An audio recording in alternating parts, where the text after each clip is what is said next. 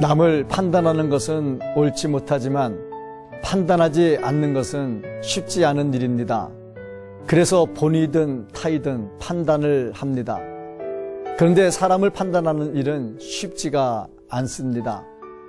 대부분의 경우 깊은 속을 보고 판단하기보다 드러난 현상을 보고 판단하게 됩니다. 그러므로 많은 시행착오를 겪게 됩니다.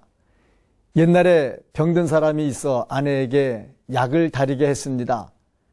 아내가 약을 다려오는데 어떤 때는 그 양이 많고 어떤 때는 적어 들쑥날쑥했습니다. 화가 난 그 사람은 약탕기를 빼앗아 첩에게 주었습니다. 그런데 이상하게 첩이 다려온 약은 그 양이 항상 일정했습니다. 그는 기뻐하며 첩을 더 사랑하였습니다.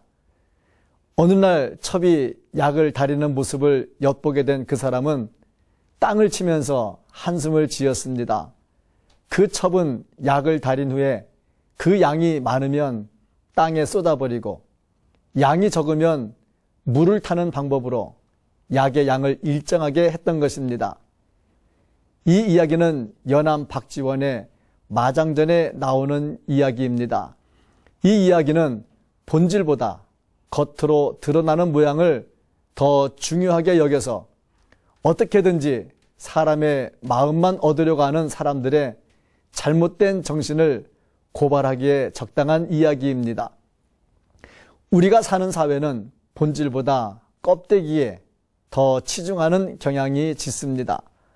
보잘것없는 상품임에도 근사한 포장으로 소비자들의 눈을 현혹시켜서 구매 충동을 일으키게 하기도 하고 겉만 번지르하게 포장하여 당장의 이익만을 얻으려는 경향이 팽배해 있습니다.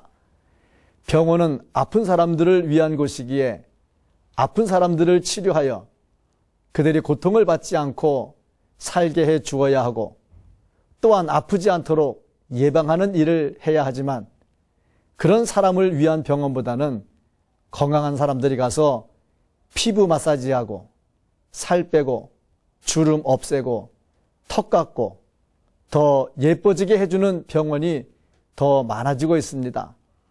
대학에서 인문학은 점점 인기를 잃어가고 경제적으로 더 큰 이익을 주는 학문들이 더 인기를 얻고 있습니다. 기초 학문의 바탕이 설 자리를 잃어가고 있는 것입니다. 기초가 제대로 닦여지지 않으면 그 위에 집을 제대로 세울 수 없다는 것을 너무나 잘 알면서도 그것을 잘 실천하지 않는 것은 그만큼 사회가 본질을 잃어가고 있다는 것을 증명해 줍니다. 신앙에도 예외는 아닙니다. 경건의 능력이 없이 경건의 모양만 만들어가는 사람들이 있습니다. 그들은 본질보다는 드러나는 전시 효과에만 더 신경을 씁니다.